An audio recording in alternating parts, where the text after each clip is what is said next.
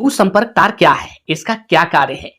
ये जो प्रश्न आप देख रहे हैं, ये प्रश्न क्लास 10 के साइंस से है और वो भी फिजिक्स से, और हाँ, खास मैट्रिक परीक्षा के लिए है, इसलिए आप लोग वीडियो को स्किप मत कीजिएगा, वीडियो को लास्ट तक देखिएगा। भू संपर्क तार क्या है? इसका क्या कार्य है? इसका हम आंसर लिखेंगे, भवनों आदि को तड़ित के झटके से बचाने के लिए एक तार को भवन की चोटी से लाकर सीधे जमीन में स्थापित कर दिया जाता है। चूंकि यह तार भूमि से संपर्कित होता है, अतः इसे भू संपर्क तार कहा जाता है। आकाशीय बिजली गिरने पर यह तार विद्युत तरंगों को कैप्चर कर सीधा भूमि में भेज देता है, जिससे जान माल की सुरक्षा होती है। तो यहाँ पे हम लिखेंगे भवनों, क्या लिखेंगे, भवनों भवनों आदि आदि को तड़ित के झटके से बचाने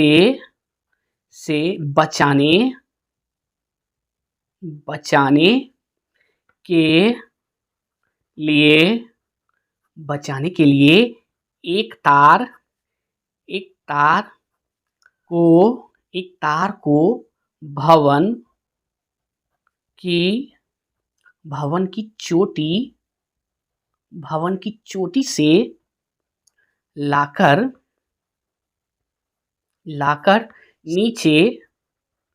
नीचे जमीन में स्थापित कर दिया जाता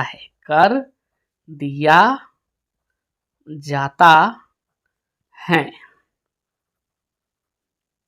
आगे लिखेंगे, चूंकि यह तार भूमि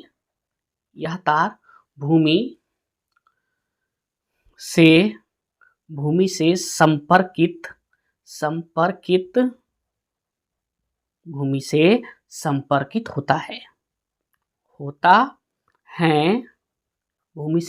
होता है, अतः इसे भू संपर्क तार कहा जाता है। आगे लिखेंगे, आकाशीय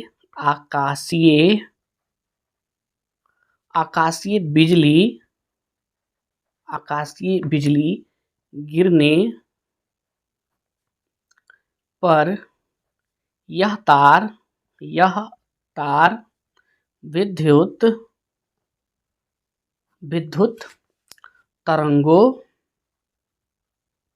विद्युत तरंगों को कैप्चर कर सीधा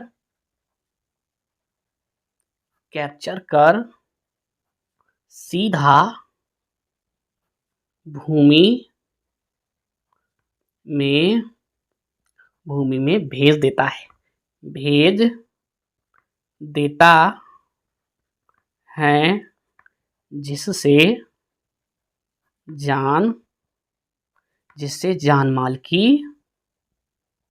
जिससे जान माल की सुरक्षा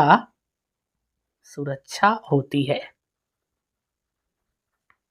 यही है भू संपर्क तार। आप समझ गए हैं भू संपर्क तार क्या है, इसका क्या कार्य है?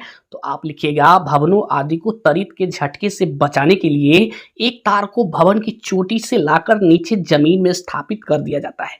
यानी भवन हो या कुछ भी हो, आप किसी को भी जो है तड़ित के झटके से बचाना चाहते हैं, तो वहां से एक तार लाइए और सीधा जमीन में स्थापित कर दीजिए। ठीक है, क्योंकि यह तार भूमि से संपर्कित होता है, अतः इसे भू संपर्क तार कहा जाता है। ये तार भवन की चोटी से आता है और सीधा भूमि से संपर्कित रहता है, इसलिए इसे भू संपर्क तार कहा जाता है। ठीक है, अब देखिए, आकाशीय बिजली गिरने पर यह तार विद्युत तरंगों को कैप्चर कर सीधा भूमि में भेज देता है, जिससे जान माल की सुरक्षा होती है।